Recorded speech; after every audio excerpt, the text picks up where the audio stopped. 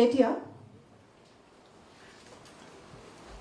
এই মঞ্চতে কেইগৰাকীমান সদ্য অৱসৰপ্ৰাপ্ত ব্যক্তি পিপিঅ প্ৰদান কৰা হ'ব। অসমৰ মাননীয় মুখ্যমন্ত্ৰী ডাঙৰীয়াই কৰিব। আমি তেখেতসকলৰ নামসমূহ ঘোষণা কৰি দিছোঁ। তেখেতসকলক ইয়ালৈ আহিবলৈ অনুৰোধ জনাইছোঁ। পুষ্পা ৰাভা, কনক হুজৰি,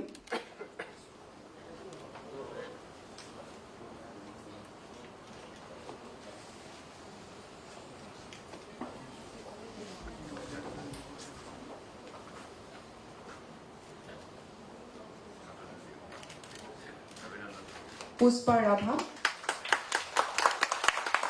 আৰু তাৰপিছত কনক হুজৰি।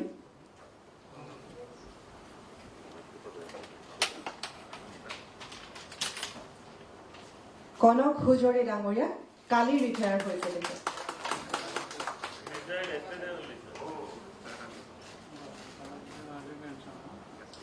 ইয়াৰ পিছত অনিতা বুঢ়াগোহাঁই ফুকন আৰু শকুন্তলা দেৱী।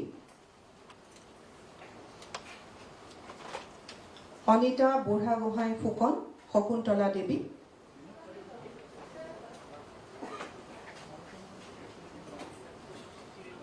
আৰু তাৰ পিছত আহিব লাগিব দেৱানন্দ দত্ত আৰু মীনা পল। অনিতা বুঢ়াগোহাঁই ফুকন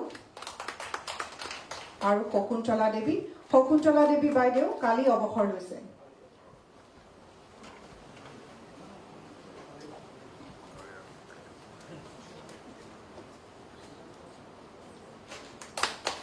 দেৱানন্দ দত্ত আৰু মীনা পল।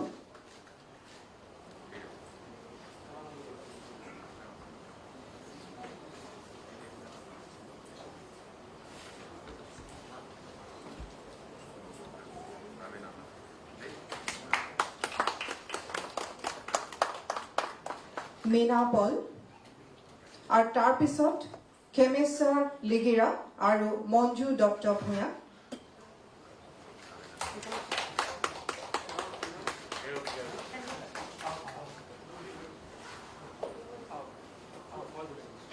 খেমেশ্বৰ লিগিৰা আৰু মঞ্জু দত্ত ভূঞা।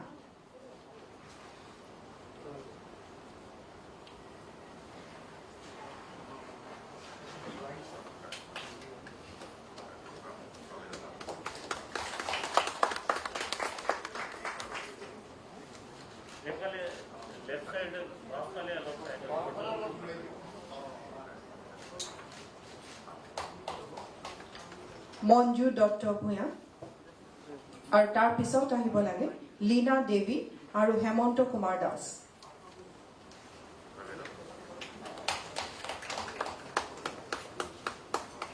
লীনা দেৱী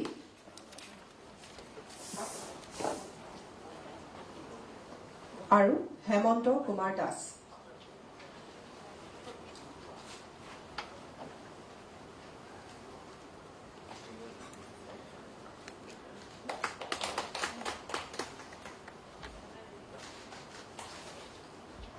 হেমন্ত কুমাৰ দাস আৰু তাৰ পিছত আহিব লাগে কামেশ্বৰ কলিতা আৰু ৰবীন কুমাৰ দাস।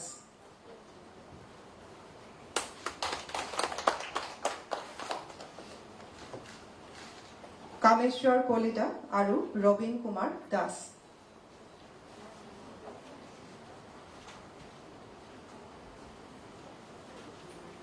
তাৰপিছত অনিমা কলিতা বৈৰাগী আৰু পুৰবী পাটগিৰি আহিব লাগে।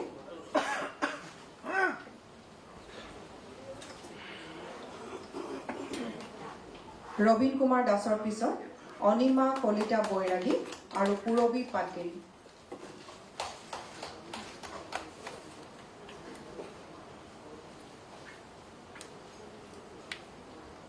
অনিমা কলিতা বৈৰাগী।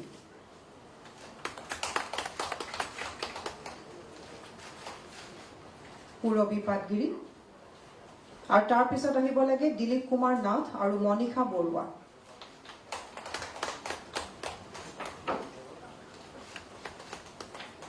দিলীপ কুমাৰ নাথ আৰু মনীষা বৰুৱা।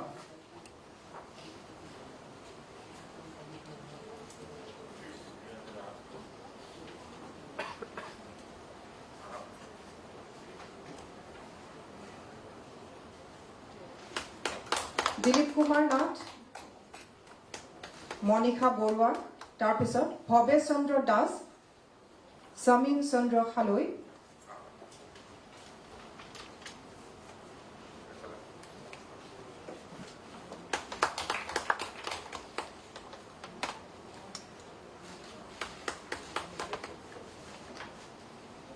ভৱেশ চন্দ্ৰ দাস আৰু সমীন চন্দ্ৰ খালৈ।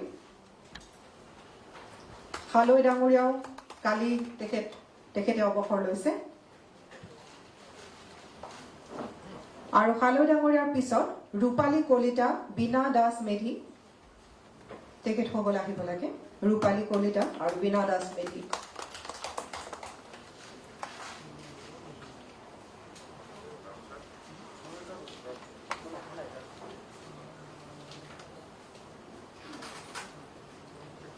ৰূপালী কলিতা আৰু বীণা দাস মেধি আৰু তাৰ পিছত আহিব লাগে গায়ত্ৰী ভূঞা, ৰুনুমী বৰকাকতি আৰু পবিত্ৰ বৰ্মন।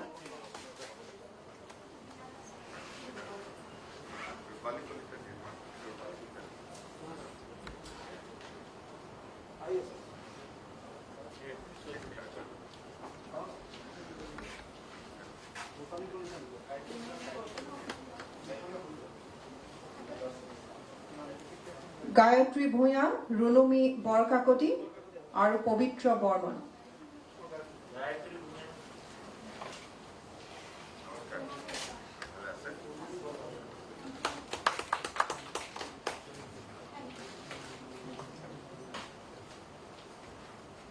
ৰুনুমী বৰকাকতি, পবিত্ৰ বৰ্মন।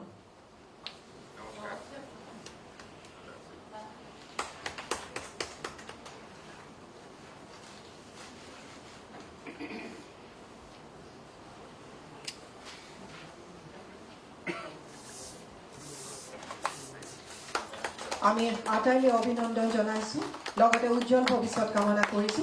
এতিয়া অসমৰ মাননীয় মুখ্যমন্ত্ৰী ডাঙৰীয়া তেখেতৰ ভাষণ প্ৰদান কৰিবলৈ আমি অনুৰোধ জনাইছো।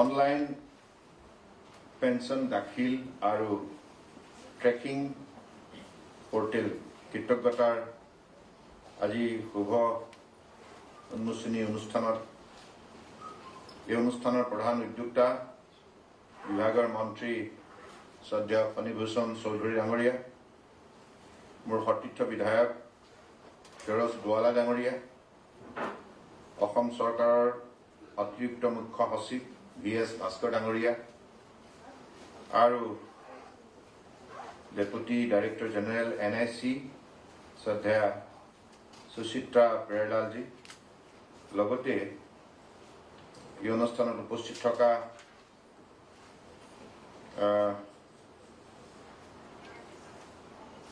বিভিন্ন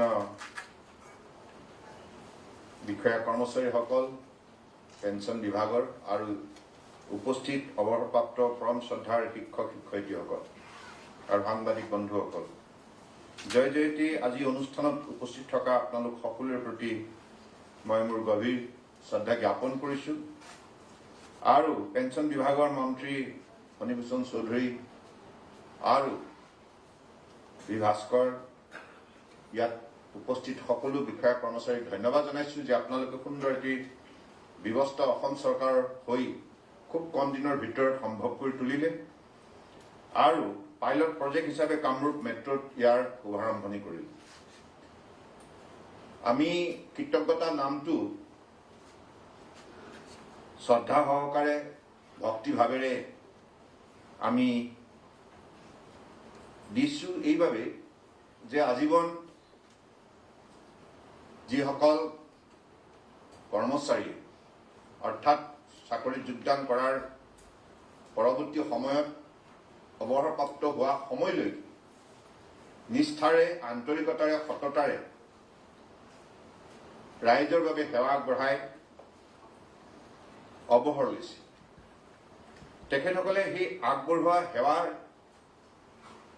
খিনিৰ বাবে আমি তেখেতসকলৰ ওচৰত চিৰকৃতজ্ঞ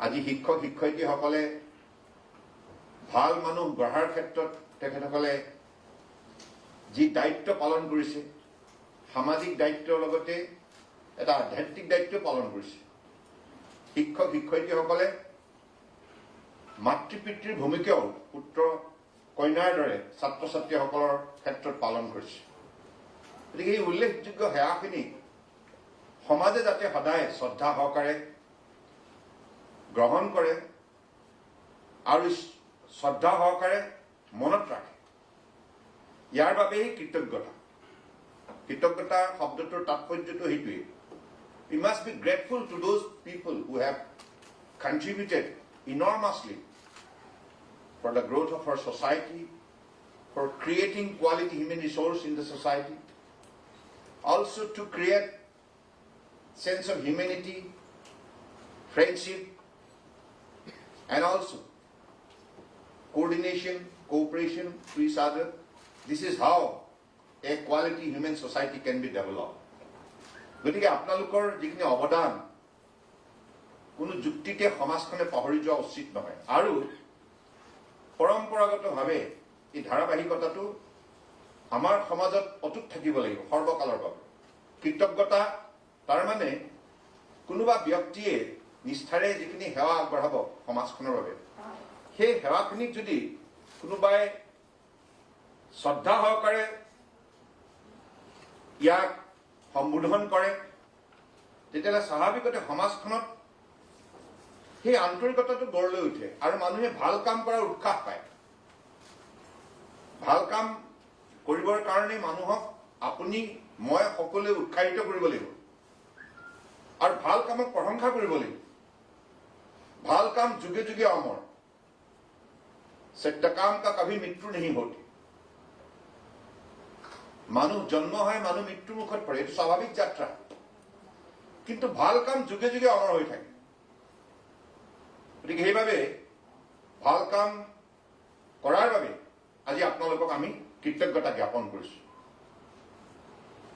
আৰু আপোনালোকৰ ভাল লাগিব কাৰণ আপোনালোকে এতিয়া হয়তো আকৌ আপোনাৰ মনটো ঘূৰি গৈছে সেই যোগদান কৰা দিনলৈ হয়নে প্ৰথম শ্ৰেণী কোঠাত প্ৰৱেশ কৰি যোগদান কৰি আনুষ্ঠানিকভাৱে চহী কৰি পেলাই যিটো আপোনালোকে শিক্ষানুষ্ঠানৰ দায়িত্ব গ্ৰহণ কৰিছিল সেই দায়িত্বটোক নিষ্ঠাৰে আন্তৰিকতাৰে সততাৰে সম্পূৰ্ণ কৰাৰ ক্ষেত্ৰত আপোনালোকে যি যাত্ৰা আৰম্ভ কৰিলে যোগদান কৰাৰ দিনৰ পৰা অৱসৰপ্ৰাপ্ত হোৱালৈকে এই যাত্ৰাৰ সময়ছোৱাত কেনেধৰণে আপোনালোকে অভিজ্ঞতা বুটলিবলৈ সক্ষম হ'ল তিতা কেহা ভাল বেয়া হয়নে গতিকে সেই কথাবিলাক হয়তো আপোনালোকৰ আজি স্মৃতিত পুনৰ সজীৱ হৈ উঠিছে দিছ ইজ ৱাই দিছ কৃতজ্ঞতা আমাৰ সমাজখন এজনে আন এজনৰ প্ৰতি কৃতজ্ঞ হৈ থাকিব লাগিব আৰু তেতিয়া সমাজখনত মানৱীয় প্ৰমূল্যবোধটো জীয়াই থাকিব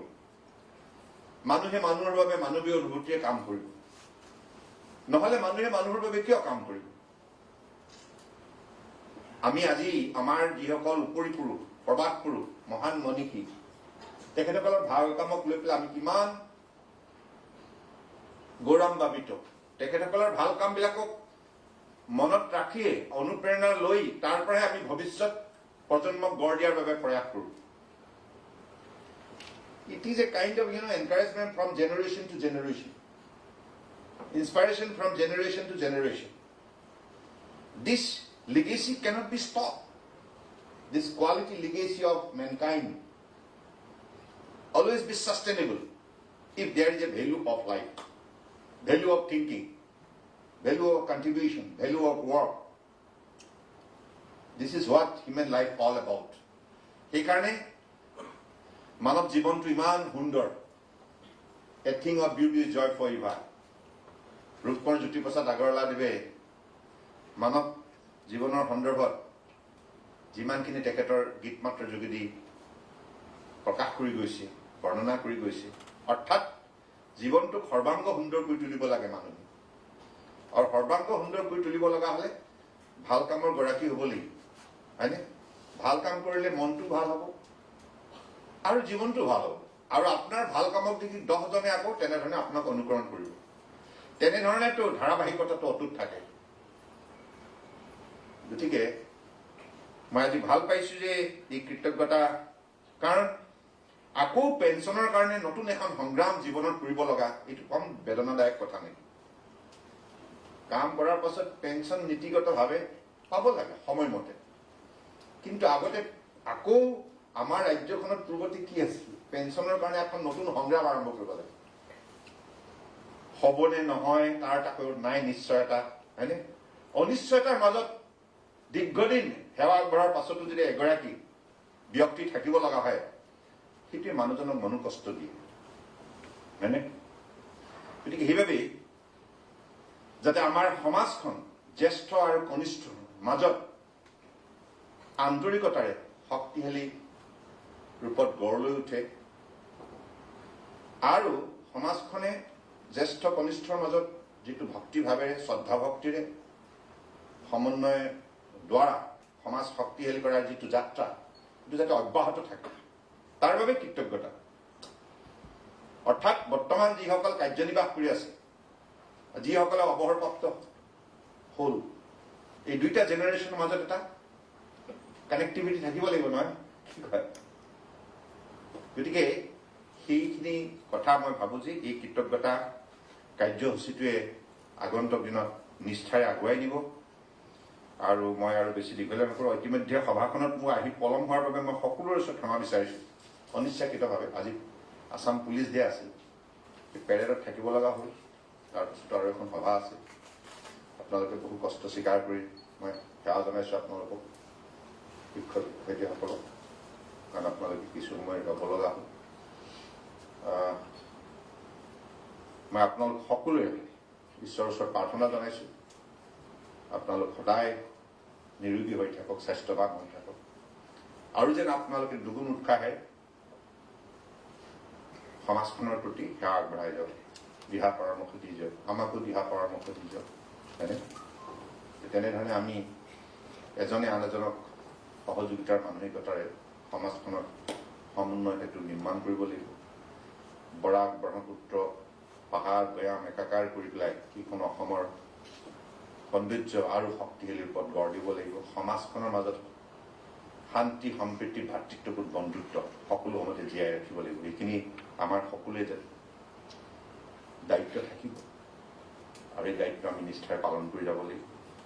এইখিনি কথাকে কৈ মই পুনৰবাৰ সকলোৰে প্ৰতি শ্ৰদ্ধা আৰু কৃতজ্ঞতা জ্ঞাপন কৰি মোৰ বক্তব্য সামৰিলোঁ.